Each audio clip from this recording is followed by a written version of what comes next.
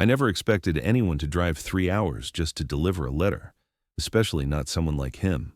But when I opened my apartment door that Thursday evening and found Jake standing there, dusty boots on my welcome mat, envelope in his calloused hand, my entire world shifted on its axis. Let me back up. I should probably explain how we met in the first place, because this story doesn't start with that knock on my door. It starts 6 months earlier, at my cousin Sarah's wedding in rural Montana. I'm a city guy through and through, born and raised in Seattle, and being dropped into the middle of ranch country felt like landing on another planet. The wedding was at Sarah's fiancé's family property, this sprawling cattle ranch that seemed to stretch forever under that impossibly big sky. I was standing by the dessert table, uncomfortable in my suit, wondering how soon I could reasonably escape back to my hotel, when he walked up. Jake. He was Sarah's fiancé's younger brother, and he looked like he'd stepped straight out of some Western film. Worn jeans, a button-down shirt with the sleeves rolled up, revealing forearms that spoke of actual physical labor. Dark hair that was just a little too long, curling slightly at his collar. And these eyes, this warm brown that caught the setting sun and made my breath catch in my throat. We talked for hours that night.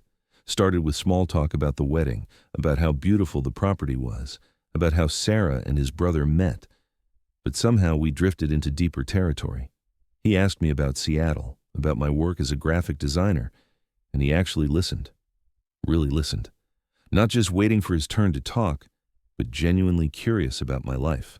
And I asked him about ranching, expecting maybe some surface-level answers, but he opened up about the land, about the responsibility of it, about how sometimes he felt like he was living his father's dream instead of his own.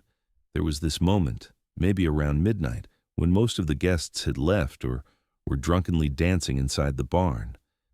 We were sitting on the porch of the main house, and he turned to me and said something I'll never forget. He said, "You know what I like about you? You don't pretend. Everyone here, they see the ranch, they see the boots and the hat, and they think they know exactly who I am. But you asked me what I wanted. Nobody ever asks me that." I felt something shift in my chest, this ache, this recognition, because I knew exactly what he meant. People looked at me and saw the creative city guy, the one who dressed well and had opinions about coffee, and they made their assumptions too. But Jake saw past that, or at least he wanted to. We exchanged numbers that night, told ourselves it was just to stay in touch, to maybe be friends. And for a while, that's what it was. Texts here and there. He'd send me photos of the sunrise over the mountains, these absolutely stunning shots that made me ache for something I couldn't name. I'd send him pictures of the Seattle skyline at night, the Space Needle lit up against the dark. We'd talk about our days, about nothing and everything, but there was always this undercurrent, this thing we didn't talk about. Because Jake lived in rural Montana in a town of maybe 2,000 people, working on his family's ranch. And I lived in Seattle, in a world where being gay wasn't just accepted, but celebrated. I'd been out since college, lived openly, dated openly. And Jake? Jake had never said the words out loud to anyone. I knew it, even though we'd never directly discussed it. I could feel it in the way he'd text me late at night, in the things he didn't say, in the careful way he'd phrase certain thoughts. 3 months after the wedding, he called me. It was late, past 11 my time, which meant it was past midnight there. His voice sounded rough, like maybe he'd been drinking or crying or both. He said, "I can't stop thinking about you, and I don't know what to do with that." My heart was pounding so hard, I thought he might hear it through the phone. I sat down on my couch, gripping my phone like a lifeline, and I said, "What do you want to do with it?" The silence stretched between us, filled with 800 miles and all the things neither of us knew how to say. Finally, he whispered, "I want to be brave enough to figure out what this means." We talked until 3 in the morning. He told me things he'd never told anyone. About being 14 and realizing he was different. About the fear that had lived in his chest for over a decade. About the weight of expectations and tradition and family legacy. About how he dated girls because that's what was expected, but it always felt like he was playing a role in someone else's life. And then he told me about how talking to me felt like finally breathing after holding his breath for years. I told him about my own journey, about coming out to my parents at 19, about the relief and the fear and the freedom of it, about the relationships I'd had, the heartbreaks and the lessons, about how I'd built a life I was proud of, surrounded by people who loved me for exactly who I was. But I also told him the truth, that I'd never felt for anyone what I felt for him, that our conversations were the highlight of my days, that I found myself wondering what it would be like to wake up next to him, to build something real together. After that night, things changed between us. We talked every day, sometimes for hours. We video called on weekends. I got to see his room, this space that was so quintessentially him. Wooden furniture that looked handmade, a window that looked out over endless fields, books stacked on his nightstand. He saw my apartment, my cluttered desk covered in design projects, my plants that I was terrible at keeping alive, my cat Oliver, who insisted on walking across my keyboard during our calls. We never labeled what we were doing. Boyfriend felt both too simple and too complicated. But we were something real and growing and terrifying in its intensity. Then, about 2 months ago, things got harder. His father had a health scare, nothing life-threatening, but serious enough to remind everyone that he wouldn't be around forever. And suddenly, there was pressure on Jake to commit to the ranch, to take over more responsibilities, to settle down. His mother started introducing him to daughters of family friends. His father started talking about legacy and duty and carrying on the family name. Our calls became strained. Jake was withdrawn, distant. He'd cancel plans to video chat, claiming he was too tired or too busy. When we did talk, there was this wall between us that hadn't been there before. I could feel him pulling away, and it was killing me. But I also understood. I knew what he was facing, the impossible choice between the life he'd always known and the possibility of something different, something true to who he really was. 3 weeks ago, we had our last real conversation. He told me he couldn't do this anymore, not because he didn't care about me, he was quick to clarify, but because it was too hard. Every time he talked to me, he felt this ache for a life he couldn't have. He said he needed to focus on his responsibilities, on being the son his family needed him to be. He said he was sorry, that I deserved better than someone who couldn't be brave enough to choose happiness over duty. I wanted to argue. I wanted to tell him he was wrong, that he could have both, that we could figure it out. But the pain in his voice stopped me, because I realized that this wasn't just about us. This was about Jake's entire identity, his relationship with his family, his place in the only community he'd ever known. And as much as it hurt, I couldn't ask him to blow up his entire life for someone he'd only spent one actual day with in person. So I told him I understood. I told him I'd be here if he ever changed his mind. And then I let him go. It was the hardest thing I'd ever done. For 3 weeks, I went through the motions of my life: work, home, sleep, repeat. My friends noticed I was off, but I couldn't explain it to them. How do you grieve for a relationship that never quite existed? How do you miss someone you barely knew but somehow understood better than anyone?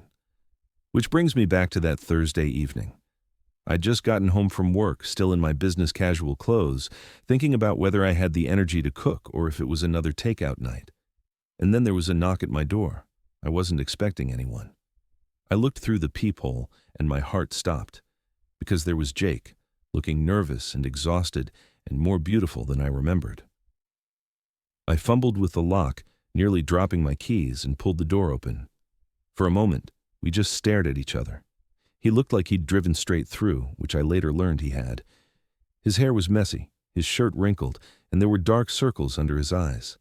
But those eyes, they were looking at me with such intensity that I forgot how to breathe. "Hi," he said, and his voice cracked slightly on that single syllable. "Hi," I managed back. "What are you doing here?" He held up the envelope. It was worn, like he'd been carrying it for a while, turning it over in his hands. "I wrote you a letter," he said. And then I realized I couldn't just mail it. I needed to bring it to you myself. I needed to see you. I stepped back, wordless, and he came inside. My apartment had never felt smaller. I was hyper-aware of every detail, seeing it through his eyes. The art prints on my walls, the throw pillows on my couch, the half-finished mug of coffee on my kitchen counter. Evidence of my life, this life I'd built without him. We stood in my living room, and he handed me the envelope. His hands were shaking slightly. "Read it," he said. "Please." I sat down on my couch, and he sat beside me, maintaining a careful distance that felt like miles.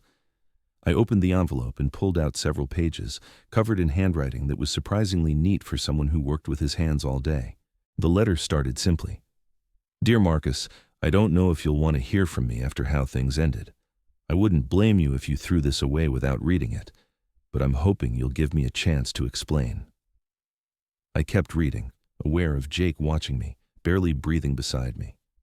He wrote about the last 3 weeks, about how miserable he'd been, about how he'd tried to convince himself that he was doing the right thing, that he was being responsible and practical, about how his mother had introduced him to a woman named Jennifer, a teacher from the next town over, sweet and pretty and exactly the kind of woman everyone expected him to marry. He wrote about going on a date with her, about how the whole time he was sitting across from her at dinner, making conversation about nothing that mattered, he was thinking about me. About our late-night phone calls, about the way I laughed at his terrible jokes, about how I challenged him to think differently about the world and his place in it. Then, the letter took a turn. He wrote about his grandfather, who had passed away when Jake was 15. About how his grandfather had been the one person who really saw him, who never pressured him to be anything other than himself. About how his grandfather had once told him that the ranch would survive whoever ran it, but regrets would eat a man alive from the inside out. Jake wrote about finding an old photograph in the attic last week while looking for some ranch records. It was his grandfather as a young man, standing with another man, their arms around each other's shoulders, looking at each other instead of the camera. And on the back, in his grandfather's handwriting, "James, 1952, before everything changed." He wrote about showing the photo to his grandmother, about the conversation they'd had, about how she'd looked at the picture for a long time, tears in her eyes, and then told Jake something she'd never told anyone, that his grandfather had been in love with a man named James when he was young, that they'd planned to leave Montana together, to build a life somewhere they could be themselves. But James had died in a car accident 3 weeks before they were supposed to leave, and his grandfather, in his grief, had stayed, had married her, had built the ranch, had lived a good life. But she'd always known there was a part of him that had died with James. She told Jake that she'd loved his grandfather, and he'd loved her in his way. But she'd also spent 50 years watching him carry the weight of the life he'd never gotten to live. And she said something that Jake had written in the letter, underlined twice. "Don't make the same mistake he did. Don't let fear choose your life for you." The letter went on. Jake wrote about the conversation he'd had with his parents 2 days ago, about how he'd sat them down and told them the truth, all of it, about being gay, about me, about how he'd been living in fear of disappointing them when what he was really doing was disappointing himself. He wrote about his mother crying, about his father's silence that had stretched on so long Jake had thought he might never speak to him again. But then his father had asked him if he was happy, if this was really what he wanted. And when Jake said yes, his father had nodded slowly and said they'd figure it out.